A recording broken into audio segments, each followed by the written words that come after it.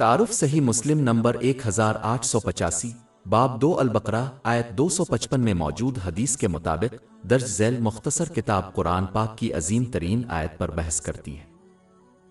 अल्लाह इसके सिवा कोई माबूद नहीं जो हमेशा जिंदा रहने वाला है, इसे ना ऊँग आती है और ना नींद, इसी की मलकियत है जो कुछ आसमानों में है और जो कुछ जमीन पर है। कौन है जो उसके पास इसकी इजाजत के बगैर शफाअत कर सके? वो जानता है कि उनके सामने किया है और उसके बाद इसके इल्म के सिवा किया चीज नहीं होगी। उसके कदमों की चौकी आसमानों और जमीन पर फैली हुई है और उनकी हिफाजत इसे नहीं थकती और वो सबसे बुलंद और अजीम है। ज़ेर बहस असबाब को नाफिज करने से मुस्बत खुसूसियात को अपनाने में मदद मिलेगी। मुस्बत खुसूसियात को अपनाना दिमाग और जिस्म के सुकून का बाइस बनता है। बाब 2 अल-बकरा आयत 255। अल्लाह इसके सिवा कोई माबूद नहीं, हमेशा जिंदा रहने वाला, खुद को बरकरार रखने वाला है। ना इसे गुनूदगी आती है ना नींद। जो कुछ आसमानों में है और जो कुछ जमीन में है सब इसी का है। कौन है जो इसकी इजाजत के बगैर इसके पास शफाअत कर सके? वो जानता है जो कुछ उनके सामने है और जो उनके बाद है, और वो इसके इल्म में से किसी चीज का इहाता नहीं करते मगर जो वो चाहे। इसके कदमों की चौकी आसमानों और जमीन पर फैली हुई है और उनकी हिफाजत इसे थकती नहीं है, और वो सबसे बुलंद और अजीम है। इस्लाम इंसानों को सिखाता है कि उनको हर हाल में सिर्फ एक ही की इताअत करनी चाहिए जो उनका खालिक और पालने वाला अल्लाह ताला है। बाब 2 अल-बकरा आयत 255। अल्लाह इसके सिवा कोई माबूद नहीं। दरहकीकत जो कोई इताअत करता है और अपनी जिंदगी का नमूना बनाता है वो वही है जिसकी वो पूजा करता है, चाहे वो किसी देवता को ना मानने का दावा करे। इंसानों को इस तरह बनाया गया है कि वो किसी चीज की इताअत और पैरवी करें, चाहे ये कुछ दूसरे लोग हों, सोशल मीडिया, फैशन, सकाफत, आहता के उनकी अपनी ख्वाहिशात। बाब 25 अल-फुरकान आयत 43। क्या तुमने इस शख्स को देखा है जो अपनी ख्वाहिश को अपना माबूद बनाता है? कोई भी शख्स जिसकी भी इताअत करता है और जिसकी पैरवी करता है वो वही है जिसकी वो इबादत करते हैं। लिहाजा मुसलमानों को चाहिए कि वो अपने ज़बानी ऐलान ईमान की हिमायत अमल के साथ करें और हर हाल में अल्लाह ताला की इताअत करते हुए दीगर तमाम चीज़ों पर अमल करें। इसमें इन नेमतों को इस्तेमाल करना शामिल है जो उन्हें अल्लाह ताला की खुशनुदी के लिए अता की गई हैं, जैसा कि कुरान पाक और रसूल अल्लाह सल्लल्लाहु अलैहि वसल्लम की रवायात में बयान किया गया है। जो इस तरह का बर्ताव करेगा इसे रहमान की तरफ से ज़हनी सुकून और कामयाबी मिलेगी। बाब 2 अल-बकरा आयत 163। और तुम्हारा माबूद एक ही माबूद है, इसके सिवा कोई माबूद इबादत के लायक नहीं है जो बड़ा मेहरबान निहायत रहम वाला है। और बाब 16 उल-नहल आयत 97। जिसने नेक अमल किया, खा वो मर्द हो आ औरत, हालांकि वो मोमिन है, हम इसे जरूर पाकीज़ा जिंदगी बसर करेंगे और उनको उनके बेहतरीन अमाल के मुताबिक जरूर अजर देंगे। जबकि जो शख्स अल्लाह ताला की वहदानियत का इनकार करता है और उसके बजाय दूसरी चीज़ों की इताअत और इबादत करता है वो इस रहमत से महरूम हो जाएगा जो दोनों जहानों में सुकून और कामयाबी हासिल करने के लिए दरकार है, खा इसके पास पूरी दुनिया ही क्यों ना हो और तफरी के लम्हात भी क्यों ना हो, क्योंकि अल्लाह ताला के इख्तियार और इख्तियार से कोई नहीं बच सकता। बाब 9 तौबा आयत 82। बस वो थोड़ा हंसी और फिर ज्यादा रोए इसके बदले में जो वो कमाते थे। बाब 20 ताहा आयत 124-126। और जो मेरी याद से रूगर्दानी करेगा इसकी जिंदगी तंगदस्ती से गुजरेगी और हम इसे कियामत के दिन अंधा उठाएंगे। वो कहेगा, ए मेरे रब, तूने मुझे अंधा क्यों उठाया जबकि मैं देख रहा था। अल्लाह ताला फरमाएगा कि इसी तरह हमारी निशानियां तेरे पास पहुंची और तूने उनको भला दिया और इसी तरह आज के दिन तुझे भला दिया जाएगा। बाब 2 अल-बकरा आयत 255। अल्लाह इसके सिवा कोई माबूद नहीं, हमेशा जिंदा रहने वाला, खुद को बरकरार रखने वाला। जब कोई आसमानों और ज़मीन की तख्लीक और लातादाद बिल्कुल मुतवाज़िन निज़ामों का मुशाहिदा करता है तो ये वाज़ेह हो जाता है कि कायनात को बनाने और बरकरार रखने वाला सिर्फ एक ही है। मिसाल के तौर पर सूरज का ज़मीन से कामिल फासला एक वाज़ेह अलामत है, क्योंकि अगर सूरज इससे थोड़ा करीब इससे ज़्यादा दूर हो तो ज़मीन काबिल रहाइश नहीं होगी। इसी तरह ज़मीन को इस तरह बनाया गया है जो एक मुतवाज़िन और पाकीज़ा माहौल बनाता है जिससे इस पर ज़िंदगी की नशोनुमा होती है। बाब 2 अल-बकरा आयत 166। और रात और दिन का रद्दो बदल। दिन और रात के बेहतरीन औकात और साल भर में उनकी मुख्तलिफ लंबाई लोगों को उनसे से ज़्यादा फ़ायदा हासिल करने की इजाज़त देती है। अगर दिन लंबे होते तो लोग लंबे घंटों से थक जाते। اگر راتیں لمبی ہوتی تو لوگوں کے پاس اتنا وقت نہ ہوتا کہ وہ اپنی روزی کما سکیں اور دوسری مفید چیزیں مثلاً علم۔ اگر راتیں کم ہوتی تو لوگ زیادہ سے زیادہ صحت حاصل کرنے کے لیے کافی آرام نہیں کر پاتے۔ دن اور رات کی لمبائی میں تبدیلی سے فصلوں پر بھی اثر پڑے گا، جس سے انسانوں اور جانوروں کے رزق پر نقصان دہ اثر پڑے گا۔ یہ حقیقت کہ کائنات کے اندر دن اور راتیں اور دوسرے متوازن نظام کامل ہم آہنگی کے ساتھ کام کرتے ہیں، یہ بھی واضح طور پر اللہ تعالیٰ کی وحدانیت کی طرف اشارہ کرتا ہے، کیونکہ متعدد خدا مختلف چیزوں کی خواہش کرتے ہیں جو کائنات کے اندر افراتفری کا باعث بنتی ہے۔ باب 21 الانبیاء آیت 22۔ اگر ان کے اندر اللہ کے سوا اور معبود ہوتے تو وہ دونوں برباد ہو جاتے۔ باب 2 البقرہ آیت 166۔ اور وہ بڑے بحری جہاز جو سمندر میں اس چیز کے ساتھ چلتے ہیں جو لوگوں کو فائدہ پہنچاتے ہیں، اور جو اللہ نے آسمان سے بارش نازل کی ہے۔ جب کوئی بالکل متوازن پانی کے چکر کا مشاہدہ کرتا ہے تو یہ واضح طور پر ایک خالق کی نشاندہی کرتا ہے۔ سمندر سے پانی بخارات بن کر اٹھتا ہے اور پھر گاڑھا ہو کر تیزابی بارش پیدا کرتا ہے جو پہاڑوں پر گرتی ہے۔ یہ پہاڑ تیزابی بارش کو بے اثر کرتے ہیں تاکہ لوگ اور جانور اس سے استفادہ کر سکیں۔ اگر اس بالکل متوازن نظام میں کوئی تبدیلی ہوئی تو یہ زمین پر انسانوں اور جانوروں کے لیے تباہی کا باعث بنے گی۔ سمندر کا نمک سمندر کے اندر موجود مردہ مخلوق کو آلودہ ہونے سے روکتا ہے۔ اگر سمندر کو آلودہ ہونے دیا جائے تو سمندری زندگی ممکن نہیں رہے گی اور سمندروں کی نجاست خشکی پر بھی زندگی پر حاوی ہو جائے گی۔ سمندروں اور سمندروں کے اندر پانی کو اس طرح بنایا گیا ہے کہ اس کے اندر سمندری زندگی پروان چڑھ سکتی ہے، جبکہ اس کے اوپر بھاری بحری جہاز چل سکتے ہیں۔ اگر پانی کی ساخت قدرے مختلف ہوتی تو عدم توازن پیدا ہوتا، جس کی وجہ سے یا تو سمندری حیات پانی کے اندر پنپتی یا اس کے اوپر بحری جہازوں کو چلنے دیتی، لیکن دونوں ایک ہی وقت میں ممکن نہیں ہوتے۔ یہاں تک کہ آج تک سمندر کے ذریعے نقل و حمل دنیا بھر میں سامان کی نقل و حمل کی سب سے عام استعمال کی شکل ہے۔ یہ کامل توازن اس لیے زمین پر زندگی کے لیے ضروری ہے۔ ارتقاء پریورتن کی ایک شکل ہے جو اپنی نوعیت کے اعتبار سے نامکمل ہے، لیکن جب کوئی ان گنت انواع کا مشاہدہ کرے گا تو انہیں معلوم ہوگا کہ انہیں بالکل متوازن طریقے سے تخلیق کیا گیا ہے تاکہ وہ جس ماحول میں رہتے ہیں اس میں پھل پھول سکیں۔ مثال کے طور پر اونٹ کو زیادہ درجہ حرارت کو برداشت کرنے اور پانی پینے کی ضرورت کے بغیر طویل عرصے تک چلنے کے لیے ڈیزائن کیا گیا تھا۔ وہ بالکل صحرائی زندگی کے لیے ڈیزائن کیے گئے ہیں۔ باب 88 الغاشیہ آیت 17۔ تو کیا وہ اونٹوں کو نہیں دیکھتے کہ وہ کیسے کیا گیا تھا کہ اس کے جسم کے اندر موجود نجاست اس سے پیدا ہونے والے دودھ سے بالکل الگ ہو جاتی ہے۔ ان دونوں کو ملانے سے دودھ پینے کے قابل نہیں ہوگا۔ باب 16 النحل آیت 66۔ اور در حقیقت تمہارے لیے مویشی چرانے میں عبرت ہے، ہم اب کو ان کے پیٹوں میں سے پیتے ہیں، اخراج اور خون کے درمیان خالص دودھ جو پینے والوں کے لیے لذیذ ہے۔ ہر پرجاتی کو ایک مخصوص زندگی کا دورانیہ دیا گیا ہے جو ایک پرجاتیوں کو دوسروں پر قابو پانے سے روکتا ہے۔ مثال کے طور پر مکھیوں کی زندگی بہت کم ہوتی ہے، 3-4 ہفتے اور 500 تک انڈے دیتی ہے۔ اگر اس کی عمر طویل ہوتی تو مکھیوں کی آبادی غیر متناسب ہو جاتی اور وہ اس دنیا کی تمام نسلوں کو مغلوب کر دیتی، جبکہ دوسری مخلوقات جن کی عمر بہت طویل ہوتی ہے ان میں صرف چند اولاد پیدا کرنے کی صلاحیت ہوتی ہے۔ ایک بار پھر یہ ان کی آبادی کو متعدل کرنے کی اجازت دیتا ہے۔ یہ سب کوئی حادثہ نہیں ہو سکتا اور نہ ہی ارتقاء کا عمل اس کی وضاحت کر سکتا ہے۔ باب 2 البقرہ آیت 166۔ اور آسمان اور زمین کے درمیان ہواؤں اور بادلوں کو کنٹرول کرنا اس کا ہوا کی آلودگی کے لیے ہوائیں ضروری ہیں جو فصلوں، پودوں اور درختوں کو دوبارہ پیدا کرنے کی اجازت دیتی ہے۔ پہلے دنوں میں سمندری سفر کے لیے ہوا ضروری تھی جو آج تک دنیا بھر میں سامان کی نقل و حمل کا اہم ذریعہ ہے۔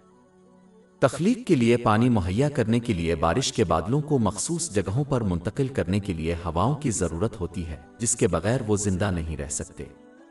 ہواؤں کا ایک بالکل متوازن نظام زمین کے اندر پایا جاتا ہے کیونکہ ہواؤں کی کمی تخلیق کے لیے انتشار کا باعث بنتی ہے اور ہواؤں کا بڑھنا بھی تخلیق کے لیے انتشار کا باعث بنتا ہے۔ اسی طرح بارش بھی بالکل متوازن ہے کیونکہ بہت کم بارش خشک سالی اور قحط کا باعث بنتی ہے اور بہت زیادہ بارش بڑے پیمانے پر سیلاب کا باعث بنتی ہے۔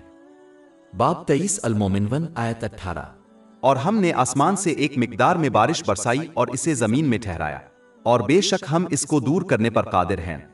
یہ بالکل متوازن نظام بے ترتیب نہیں ہو سکتا اور واضح طور پر خالق کا ہاتھ دکھاتا ہے۔ ان تمام متوازن نظاموں پر غور کرنے والا منطقی طور پر کسی ایک خالق کے وجود سے انکار نہیں کر سکتا جو ہر چیز پر قدرت رکھتا ہے۔ باب 2 البقرہ آیت 255۔ اللہ اس کے سوا کوئی معبود نہیں، ہمیشہ زندہ رہنے والا، خود کو قائم رکھنے والا۔ در حقیقت جو موت کا تجربہ کر سکتا ہے اور کسی چیز یا کسی اور کے ذریعے برقرار ہے وہ دیوتا نہیں ہو سکتا۔ یہ حقیقت صرف اللہ تعالیٰ کے سوا زمین و آسمان کے اندر موجود ہر ہستی کے لیے الوہیت کو مسترد کرتی ہے۔ اس کے علاوہ جیسا کہ اللہ تعالیٰ نے زندگی اور موت کو اکیلے پیدا کیا اور مخلوق کو برقرار رکھا، وہی اطاعت کے لائق ہے۔ ایک شخص جو کسی دوسرے شخص کے رزق کے کچھ پہلوؤں کا خیال رکھتا ہے جیسے کہ ان کی رہائش، شکر گزار ہونے کے لائق ہے۔ لہذا جس طرح اللہ تعالیٰ نے اس کائنات کی ہر نعمت لوگوں کو عطا فرمائی ہے، صرف یہی حق اور انصاف ہے کہ لوگ اس کا شکر ادا کریں۔ کسی کی نیت کے ساتھ شکر گزاری میں صرف اللہ تعالیٰ کی رضا کے لیے کام کرنا شامل ہے۔ جو شخص کسی اور وجہ سے عمل کرتا ہے اسے اللہ تعالیٰ سے اجر نہیں ملے گا۔ جامع ترمذی نمبر 3154 میں موجود ایک حدیث میں اس کی تنبیہ کی گئی ہے۔ نیک نیت کی ایک مثبت علامت یہ ہے کہ آدمی لوگوں سے کسی قدر معاوضے کی امید نہ رکھے اور نہ ہی اس کی امید رکھے۔ زبان سے شکر گزاری میں شامل ہے کہ وہ بولنا جو اچھی ہے، خاموش رہنا، اور اپنے اعمال کے ساتھ شکر گزاری میں ان نعمتوں کو استعمال کرنا شامل ہے جو اللہ تعالیٰ کو راضی کرنے کے لیے عطا کی گئی ہے، جیسا کہ قرآن پاک اور رسول اللہ صلی اللہ علیہ وسلم کی روایات میں بیان کیا گیا ہے۔ اس سے برکتوں میں اضافہ ہوتا ہے اور بالآخر دونوں جہانوں میں سکون ملتا ہے۔ باب 14 ابراہیم آیت 7۔ اگر تم شکر گزار رہو گے تو میں تم پر ضرور اضافہ کروں گا۔ اور باب 16 النحل آیت 97۔ جس نے نیک عمل کیا، خواہ وہ مرد ہو یا عورت، حالانکہ وہ مومن ہے، ہم اسے ضرور پاکیزہ زندگی بسر کریں گے اور ان کو ان کے بہترین اعمال کے مطابق ضرور اجر دیں گے۔ مزید برہ جب کوئی شخص کسی چیز کا مالک ہوتا ہے تو اس کے لیے اس چیز کا استعمال کرنا درست اور معمول سمجھا جاتا ہے جو وہ چاہے۔ جیسا کہ اللہ تعالیٰ کائنات کے اندر موجود ہر چیز کا مالک ہے، جس میں انسان بھی شامل ہیں، اس کا مالک ہے، اس لیے وہی فیصلہ کرتا ہے کہ کائنات میں کیا ہونا چاہیے اور کیا نہیں۔ لہذا ایک شخص کے لیے صرف اللہ تعالیٰ کی اطاعت کرنا مناسب ہے کیونکہ وہ اکیلا ان سمیت پوری کائنات کا مالک ہے۔ اسی طرح جب کوئی اپنی کوئی چیز دوسرے کو قرض دیتا ہے تو یہ جائز ہے کہ وہ اس چیز کو اس کے مالک کی مرضی کے مطابق استعمال کرے۔ اللہ تعالیٰ نے ہر نعمت کو قرض کے طور پر عطا فرمایا، اس نے انہیں تحفہ کے طور پر نہیں دیا۔ دنیاوی قرضوں کی طرح یہ قرض بھی چکانا چاہیے۔ اس قرض کی ادائیگی کا واحد طریقہ یہ ہے کہ ان کا استعمال ان طریقوں سے کیا جائے جو اللہ تعالیٰ کو راضی ہو۔ دوسری طرف چونکہ جنت کی نعمتیں ایک تحفہ ہیں، اس لیے لوگ ان کو اپنی مرضی کے مطابق استعمال کرنے میں آزاد ہوں گے۔ باب 7 الاعراف آیت 43۔ اور ان کو پکارا جائے گا کہ یہ وہ جنت ہے جس کا تم وارث بنائے گئے ہو ان اعمال کے بدلے جو تم کرتے تھے۔ اس لیے انسان کو چاہیے کہ وہ دنیاوی نعمتوں کو جو جنت کے تحفوں کے ساتھ قرض ہیں میں خلط ملط نہ کرے۔ باب 2 البقرہ آیت 255۔ اللہ اس کے سوا کوئی معبود نہیں جو ہمیشہ زندہ رہنے والا ہے۔ عام طور پر حقیقت یہ ہے کہ اللہ بلند ہمیشہ زندہ ہے، ان کی اپنی موت کی یاد دلانا چاہیے۔ چونکہ اس دنیا میں ہر ایک کا وقت محدود ہے، اس کے اندر اپنے مقصد کو پورا کرنے کی کوشش کرنی چاہیے اس سے پہلے کہ ان کا وقت ختم ہو جائے۔ اس مقصد میں ان نعمتوں کا صحیح استعمال کرنا شامل ہے جو انہیں عطا کی گئی ہیں، جیسا کہ اسلامی تعلیمات میں بیان کیا گیا ہے۔ باب 67 المالک آیت 2۔ وہ جس نے موت اور زندگی کو پیدا کیا تاکہ تمہیں آزمائے کہ تم میں سے کون عمل میں بہتر ہے۔ جو شخص اس دنیا میں اپنے مقصد کو پورا کر کے اپنی زندگی کو استعمال کرنے میں ناکام رہتا ہے، وہ ایک بے مقصد اور بے مقصد وجود کی قیادت کرے گا، چاہے وہ دنیاوی کامیابی حاصل کرنے میں کامیاب ہو جائے۔ نتیجے کے طور پر وہ کبھی بھی ذہنی سکون نہیں پا سکیں گے، چاہے ان کے پاس تفریح کے لمحات ہی کیوں نہ ہو۔ جس طرح ایک ایجاد جو اپنی تخلیق کے بنیادی کام کو پورا کرنے میں ناکام ہو جاتی ہے، اسے ناکامی قرار دیا جاتا ہے، خواہ اس میں کچھ خوبیاں ہوں۔ اسی طرح وہ شخص جو اس دنیا میں اپنے مقصد کو پورا کرنے میں ناکام رہے، خواہ وہ کچھ دنیاوی کامیابی حاصل کر لے، اس ناکامی کا تجربہ ایک خالی پن کے طور پر ہوتا ہے جسے تمام لوگ اپنی زندگی میں جلد آبدیر محسوس کرتے ہیں، اور اس کے نتیجے میں یہ انہیں ذہنی سکون حاصل کرنے سے روکتی ہے۔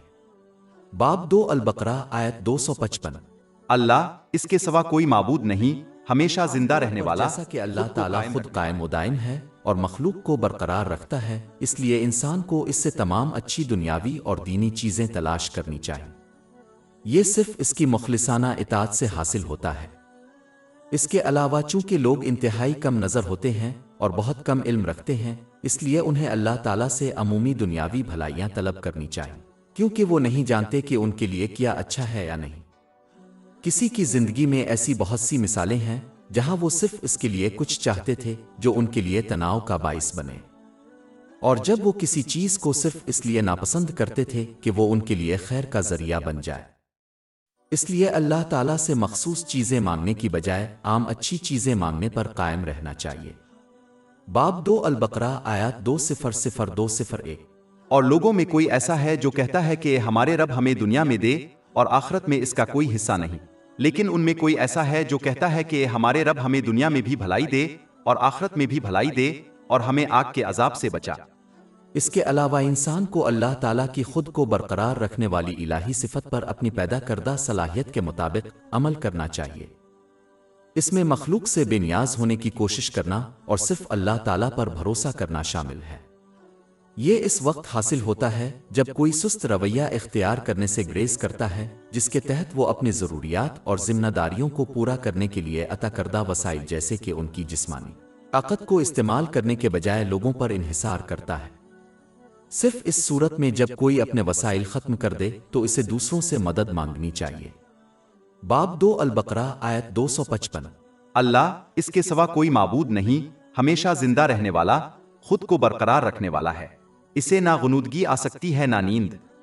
یہ آیت ایک اور انتہائی اہم حقیقت کی طرف بھی اشارہ کرتی ہے جسے اکثر مسلمان غلط سمجھتے ہیں۔ غیر مسلم جو اللہ تعالیٰ پر ایمان رکھتے ہیں اکثر انسانی کمیوں کو اس کی طرف منسوب کرتے ہیں، جیسے کہ تھک جانا، نجتا۔ انہوں نے اللہ تعالیٰ کے ساتھ ایک دنیاوی بادشاہ جیسا سلوک کیا۔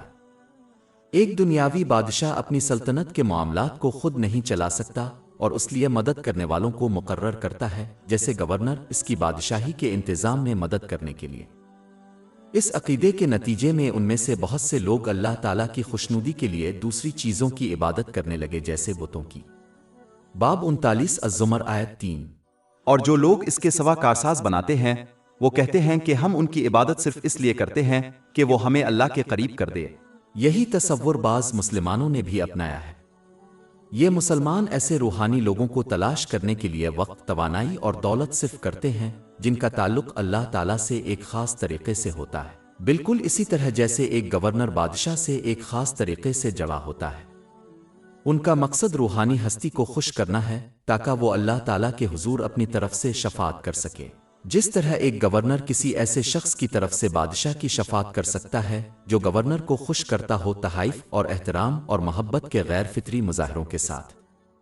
یہ روحانی لوگ عام لوگوں اور اللہ عز و جل کے درمیان دروازے کے رکھوالے کے طور پر کام کرتے ہیں، جو کہ اسلام کی تعلیمات سے بالکل متصادم ہے۔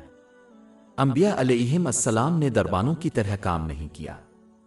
انہوں نے اس کے بجائے وہ راستہ اور طریقہ دکھایا جو اللہ تعالیٰ کی خوشنودی کا باعث بنتا ہے، اور لوگوں سے کبھی بھی کسی قسم کی ادائیگی مثلاً تحائف کا مطالبہ نہیں کیا۔ اس لیے ایک مسلمان کو چاہیے کہ وہ ایک قابل استاد سے اسلامی علم سیکھے اور انہیں وہ احترام دکھائے جس کے وہ حقدار ہیں، لیکن انہیں یقین نہیں رکھنا چاہیے کہ انہیں ایسے لوگوں کی عبادت کرنی چاہیے جو اللہ تعالیٰ تک پہنچنے اور اسے خوش کرنے کے لیے روحانی دکھائی دیتے ہیں۔ اس کی مزید تائید زیر بحث مرکزی آیت سے ہوتی ہے۔ باب 2 البقرہ آیت 255۔ اس کا ہے جو کچھ آسمانوں میں ہے اور جو کچھ زمین پر ہے، کون ہے جو اس کی اجازت کے بغیر اس کے پاس شفاعت کر سکے؟ وہ جانتا ہے جو کچھ ان کے سامنے ہے اور جو کچھ ان کے بعد ہے، اور وہ اس کے علم میں سے کسی چیز کا احاطہ نہیں کر سکتے مگر جو وہ چاہے۔ اللہ تعالیٰ ہی اس کائنات پر مکمل کنٹرول اور اختیار رکھتا ہے اور اس کے اندر موجود ہر چیز کو جانتا ہے، اس لیے اسے اپنے اور لوگوں کے درمیان دربانوں کی ضرورت نہیں ہے۔ یہ وہ چیز ہے جو قرآن پاک میں واضح کر دی گئی ہے۔ مثال کے طور پر باب 2 البقرہ آیت 186۔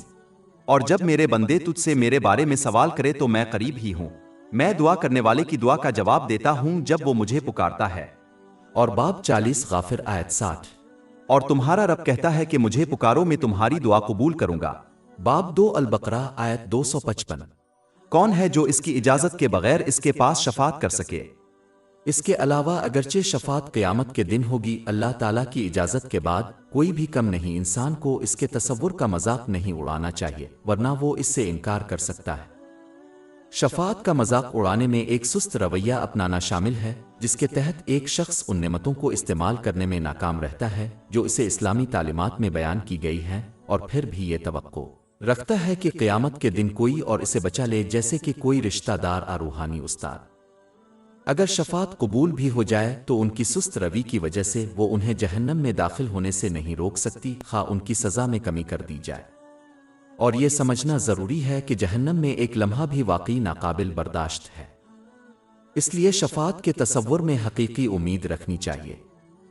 اس میں ان نعمتوں کو صحیح طریقے سے استعمال کرنے کی کوشش کرنا شامل ہے جو انہیں عطا کی گئی ہے، جیسا کہ قرآن پاک اور حضور نبی اکرم صلی اللہ علیہ وآلہ وسلم کی روایات میں بیان کیا گیا ہے، اور پھر قیامت کے دن لوگوں سے شفاعت کی امید رکھنا شامل ہے۔ انسان جو بھی رویہ اختیار کرے، اللہ تعالیٰ ان کی نیتوں، قول و فعل سے پوری طرح باخبر ہے، اور اس لیے دونوں جہانوں میں ان کا جواب دہ ہوگا۔ باب 2 البقرہ آیت 255۔ وہ جانتا ہے جو کچھ ان کے سامنے ہے اور جو کچھ ان کے بعد ہوگا، اور وہ اس کے علم میں سے کسی چیز کا احاطہ نہیں کرتے اللہ تعالیٰ کے علاوہ کسی اور نے عطا نہیں کیا ہے، اس لیے ضروری ہے کہ وہ اس کا صحیح استعمال کریں۔ علم کا صحیح استعمال ان کے لیے اور دونوں جہانوں میں دوسروں کے لیے فائدہ مند ثابت ہوگا، جبکہ جو شخص علم بالخصوص دینی علم کو دنیاوی فائدے مثلاً قیادت اور مال و دولت کے حصول کے لیے استعمال کرتا ہے، اسے یہ چیزیں دونوں جہانوں میں تناؤ، پریشانی اور پریشانی کا باعث پائیں گی۔ در حقیقت حضور نبی اکرم صلی اللہ علیہ وآلہ وسلم نے سنن ابن ماجہ نمبر 253 میں موجود ایک حدیث میں تنبیہ فرمائی ہے کہ جو شخص اپنی طرف متوجہ کرنے کے لیے دینی علم حاصل کرے گا وہ جہنم میں جائے گا۔ باب 2 البقرہ آیت 255۔ وہ جانتا ہے جو کچھ ان کے سامنے ہے اور جو کچھ ان کے بعد ہوگا، اور وہ اس کے علم میں سے کسی چیز کا احاطہ نہیں کرتے مگر جو وہ چاہے۔ اس کے علاوہ یہ لوگوں کو یاد دلاتا ہے کہ جیسا کہ اللہ تعالیٰ انسانوں کی ذہنی اور جسمانی حالتوں سمیت تمام چیزوں کا علم رکھتا ہے اور غلطیوں سے پاک ہے، اس لیے وہ اکیلا ہی انسانوں کو وہ کامل ضابطہ حیات فراہم کر سکتا ہے جو ذہنی سکون اور دونوں جہانوں میں کامیابی کا باعث ہو۔ وہ اکیلا ہی بنی نوع انسان کو سکھا سکتا ہے کہ کس طرح ہر چیز اور ہر ایک کو اپنی زندگی میں صحیح جگہ پر رکھنا ہے تاکہ وہ ذہنی سکون حاصل کر سکیں۔ لوگوں کی طرف سے حاصل کردہ علم اور تجربہ سے قطع نظر وہ اس اہم مقصد کو کبھی حاصل نہیں کر سکیں گے۔ جس طرح ایک شخص اپنے پاس موجود علم کے مطابق لوگوں سے مشورہ لیتا ہے، اسی طرح اللہ تعالیٰ کی ہمہ جہت نصیحت اور علم کو قبول کرنا اور اس پر عمل کرنا چاہیے تاکہ وہ ذہنی سکون اور دونوں جہانوں میں کامیابی حاصل کرے، خواہ وہ اس کی خواہشات کے خلاف ہو۔ اس کی وجہ یہ ہے کہ اپنی خواہشات پر قابو رکھنا دماغ اور جسم کے سکون کو حاصل کرنے کے لیے ادا کرنے کے لیے ایک چھوٹی سی قیمت ہے، بالکل اسی طرح جیسے کوئی شخص اچھی جسمانی صحت کے حصول کے لیے اپنی خوراک کو کنٹرول کرتا ہے، جبکہ زندگی اس کے لیے ایک تاریک قید خانہ بن جاتی ہے جو اپنی تمام خواہشات کو پورا کرنے کے باوجود ذہنی سکون حاصل کرنے میں ناکام رہتا ہے۔ جب کوئی امیر اور مشہور کا مشاہدہ کرتا ہے تو یہ بالکل واضح ہے۔ آیت 255 کا اختتام ہر چیز پر اللہ تعالیٰ کے مکمل اختیار اور کنٹرول کا ذکر کرتے ہوئے ہوتا ہے۔ باب 2 البقرہ آیت 255۔ اس کے قدموں کی چوکی آسمانوں اور زمین پر پھیلی ہوئی ہے، اور ان کی حفاظت اسے نہیں تھکتی، اور وہ سب سے بلند اور عظیم ہے۔ فٹسٹول کے بارے میں تفصیلات میں جانے کی ضرورت نہیں ہے، جو کچھ بیان کیا گیا ہے اس پر ایمان لانا چاہیے اور اللہ تعالیٰ کی ہماگیر طاقت اور علم کی قدر کرنا چاہیے۔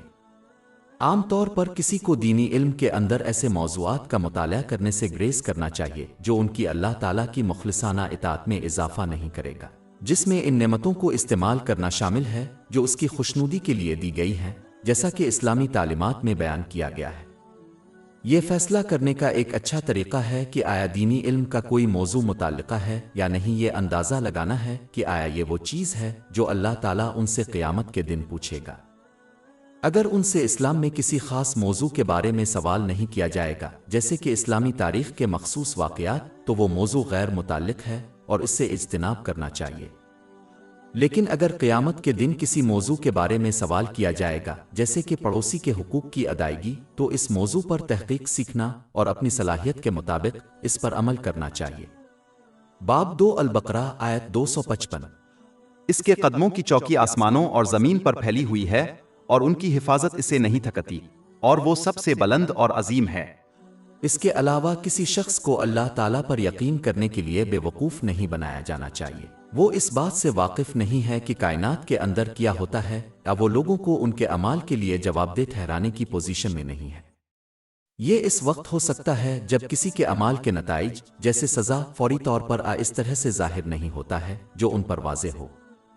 زیادہ تر معاملات میں تمام لوگ اپنے اعمال کے نتائج کو باریک طریقے سے محسوس کرتے ہیں، جس کی وجہ سے وہ دنیاوی چیزیں جو انہوں نے اللہ تعالیٰ کی نافرمانی سے حاصل کی ہیں ان کے لیے تناؤ، مصائب اور پریشانی کا باعث بن جاتی ہے۔ یہ اس وقت ظاہر ہوتا ہے جب کوئی ان لوگوں کا مشاہدہ کرتا ہے جو اس طرح کا برتاؤ کرتے ہیں اور وہ دنیا کی آسائشوں تک رسائی کے باوجود کس طرح ذہنی صحت کے مسائل میں مبتلا ہے۔ اس کے علاوہ زیادہ تر معاملات میں اللہ تعالیٰ لوگوں کو مہلت دیتا ہے تاکہ وہ اپنے طرز عمل کو بہتر بنا سکے۔ لہذا کسی شخص کو سزا میں تاخیر کو بغیر سزا کے الجھانا نہیں چاہیے۔ باب 68 القلم آیت 45۔ اور میں انہیں وقت دوں گا، بے شک میرا منصوبہ پختہ ہے۔ لہذا ایک شخص کو چاہیے کہ وہ جو مہلت دی گئی ہے اس سے استفادہ کرے تاکہ اس کا وقت ختم ہونے سے پہلے خلوص دل سے توبہ کرے اور اپنے طرز عمل کی اصلاح کرے۔ مخلص توبہ میں احساس جرم، اللہ تعالیٰ سے معافی مانگنا اور جس پر بھی ظلم ہوا ہے شامل ہے جب تک کہ یہ مزید پریشانی کا باعث نہ ہو۔ انسان کو سچے دل سے وعدہ کرنا چاہیے کہ وہ دوبارہ اسی یا اس سے ملتے جلتے گناہوں سے بچنے کا اور اللہ تعالیٰ اور لوگوں کے حوالے سے جو حقوق پامال ہوئے ہیں ان کی تلافی کرنا چاہیے۔ باب 2 البقرہ آیت 255۔ اور وہ سب سے بلند اور عظیم ہے۔ اس سے یہ بھی معلوم ہوتا ہے کہ چاہے کوئی سچے دل سے اللہ تعالیٰ کی اطاعت کرے یا نہ کرے، اس کی لامحدود حیثیت پر کوئی اثر نہیں پڑتا۔ کسی کے رویے کے اثرات دونوں جہانوں میں ہی پڑتے ہیں۔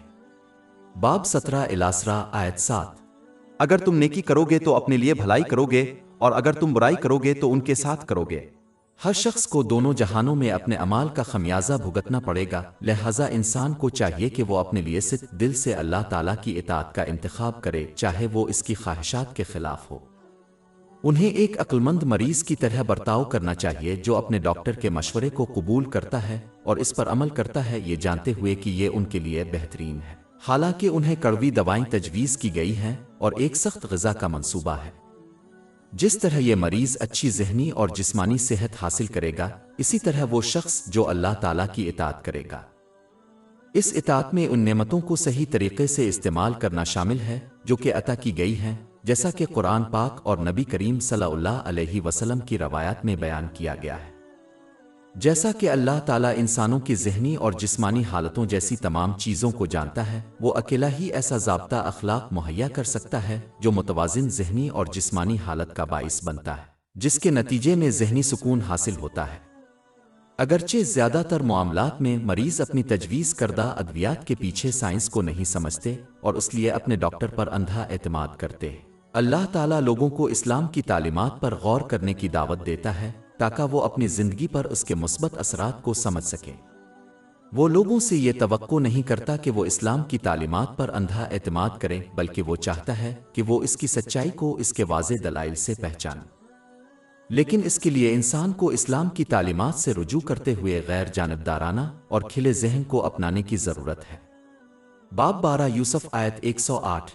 کہہ دو یہ میرا راستہ ہے، میں بصیرت کے ساتھ اللہ کی طرف دعوت دیتا ہوں، میں اور وہ لوگ جو میری پیروی کرتے ہیں۔ جس نے نیک عمل کیا، خواہ وہ مرد ہو یا عورت، حالانکہ وہ مومن ہے، ہم اسے ضرور پاکیزہ زندگی بسر کریں گے اور ان کو ان کے بہترین اعمال کے مطابق ضرور اجر دیں گے۔ لیکن اگر کوئی اس حقیقت کو نظر انداز کرتا ہے تو اس سے اللہ تعالیٰ کی عظمت میں کوئی فرق نہیں پڑتا، کیونکہ وہ دونوں جہانوں میں اس کا خمیازہ بھگتیں گے، خواہ وہ تفریح کے لمحات ہی کیوں نہ دیکھیں۔ باب 9 توبہ آیت 82۔ پس وہ تھوڑا ہنسی اور پھر زیادہ روئے اس کے بدلے میں جو وہ کماتے تھے۔ اور باب 20 طٰہٰ آیت 124-126۔ اور جو میری یاد سے روگردانی کرے گا، اس کی زندگی تنگدستی سے گزرے گی اور ہم اسے قیامت کے دن اندھا اٹھائیں گے، وہ کہے گا اے میرے رب، تو نے مجھے اندھا کیوں اٹھایا جب کہ میں دیکھ رہا تھا۔ اللہ تعالیٰ فرمائے گا کہ اسی طرح ہماری نشانیاں تیرے پاس پہنچی اور تو نے ان کو بھلا دیا، اور اسی طرح آج کے دن تجھے بھلا دیا جائے گا۔ اس کے علاوہ جیسا کہ زیر بحث مرکزی آیت سے اشارہ کیا گیا ہے، جیسا کہ اللہ تعالیٰ کائنات کے اندر تمام چیزوں کو کنٹرول کرتا ہے، بشمول لوگوں کے روحانی دل ذہنی سکون کا گھر، وہ اکیلا فیصلہ کرتا ہے کہ کس کو ذہنی سکون حاصل ہے اور کس کو نہیں۔ باب 53 النجم آیت 43۔ اور یہ کہ وہی ہنستا ہے اور روتا ہے۔ اور یہ بات واضح ہے کہ اللہ تعالیٰ صرف ان لوگوں کو ذہنی سکون دے گا جو اس کی عطا کردہ نعمتوں کو صحیح طریقے سے استعمال کرتے ہیں۔ آخر میں زیر بحث اصل آیت اس غلط فہمی کو دور کرتی ہے جو اکثر جاہل لوگوں کے ذہنوں میں پیدا ہوتی ہے، یعنی یہ غلط گمان کہ اللہ تعالیٰ نے اپنے انبیاء علیہم السلام کو بھیجا تھا تاکہ تمام تنوع اور اختلاف ہمیشہ کے لیے ختم ہو جائے۔ جن لوگوں نے اس عقیدہ کو قبول کیا ان میں انبیاء علیہم السلام کے مبعوث ہونے کے بعد بھی لوگوں میں کافی تنوع اور اختلاف پایا جاتا ہے، اور یہ حقیقت ہے کہ حق کے ساتھ باطل بھی موجود تھا۔ اس سے وہ اس بات پر یقین کرنے پر مجبور ہوئے کہ یہ حالت اللہ تعالیٰ کی طرف سے بے بسی کا اشارہ دے سکتی ہے، یعنی وہ ان برائیوں کو ختم کرنے میں ناکام رہا ہے جو وہ چاہتا تھا۔ اس کا جواب اس سے پہلے کی ایک آیت میں دیا گیا تھا کہ یہ اللہ تعالیٰ کی مرضی نہیں تھی کہ تمام انسانوں کو ایک ہی راہ پر چلنے پر مجبور کرے۔ اگر ایسا ہوتا تو لوگ اللہ تعالیٰ کے مقرر کردہ راستے سے ہٹ نہیں سکتے تھے۔ اس کا ذکر اگلی آیت میں ہو چکا ہے۔ باب 2 البقرہ آیت 253۔ اور ہم نے عیسیٰ ابن مریم کو روشن دلائل دیے اور ہم نے ان کی پاکرو سے مدد کی۔ اگر اللہ چاہتا تو ان کے بعد آنے والی نسلیں واضح دلیلیں آنے کے بعد آپس میں نہ لڑتی، لیکن انہوں نے اختلاف کیا اور ان میں سے بعض ایمان لائے اور بعض کافر۔ اور اگر اللہ چاہتا تو وہ آپس میں نہ لڑتے، لیکن اللہ جو چاہتا ہے کرتا ہے۔ اور باب 2 البقرہ آیت 256۔ دین میں کوئی جبر نہیں ہوگا، صحیح راستہ غلط سے الگ ہو گیا ہے۔ اس کے بعد یہ نقطہ پیش کیا جاتا ہے کہ زندگی میں خواہ کتنے ہی مختلف عقائد، نقطۂ نظر، طرز زندگی اور طرز عمل موجود کیوں نہ ہو، کائنات کی ترتیب کی اصل حقیقت وہی ہے جو زیر بحث مرکزی آیت میں بیان کی گئی ہے، اور یہ لوگوں کے غلط تصورات سے متاثر نہیں ہوتی۔ آخر میں چونکہ تمام مخلوقات اللہ تعالیٰ کے مکمل کنٹرول اور دائرہ اختیار میں ہے، اس لیے انسان کے پاس اس کے احکام کی تعمیل کے سوا کوئی چارہ نہیں۔ جس طرح کسی شخص کو کسی خاص ملک کے انچارج حکومت کے مقرر کردہ اصولوں کی تعمیل نہ کرنے کی صورت میں پریشانی کا سامنا کرنا پڑے گا، اسی طرح اگر وہ مالک کائنات کے احکام کی تعمیل میں ناکام رہے تو اسے دونوں جہانوں میں پریشانی کا سامنا کرنا پڑے گا۔ ایک شخص کسی ملک کو چھوڑنے کے قابل ہو سکتا ہے اگر وہ اس کے قوانین سے راضی نہ ہو، لیکن وہ ایسی جگہ فرار نہیں ہو سکے گا جہاں اللہ تعالیٰ کے احکام اور دائرہ اختیار کا اطلاق نہ ہو۔ ایک شخص اپنے معاشرے کے اصول بدل سکتا ہے لیکن اللہ تعالیٰ کے احکام کو کبھی نہیں بدل سکتا۔ اس کے علاوہ جس طرح ایک گھر کا مالک مکان کے احکام کا فیصلہ کرتا ہے خواہ دوسرے لوگ ان اصولوں پر اعتراض کریں، اسی طرح یہ کائنات اللہ تعالیٰ کی ملکیت ہے، اس لیے اس کائنات کے قوانین کا فیصلہ وہی کرتا ہے خواہ لوگ ان قوانین کو پسند کریں یا نہ کریں۔ لہٰذا ایک کو ان کے اپنے مفاد کے لیے ان قوانین کی تعمیل کرنا ضروری ہے۔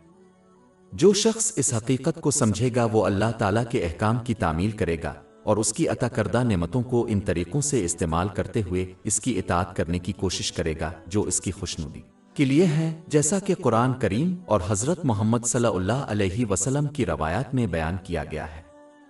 ایک شخص تو اللہ تعالیٰ کے احکامات اور ممنوعات کے پیچھے موجود حکمتوں کو جاننے کی کوشش کر سکتا ہے تاکہ وہ سمجھ سکے کہ ان سے ان کے اور وسیع تر معاشرے کو کس طرح فائدہ ہوتا ہے اور وہ کس طرح دونوں جہانوں میں ذہنی اور جسمانی سکون کا باعث بنتے ہیں، یا وہ اپنی خواہشات کی عبادت کر سکتے ہیں اور اسلام کی تعلیمات کو رد کر سکتے ہیں۔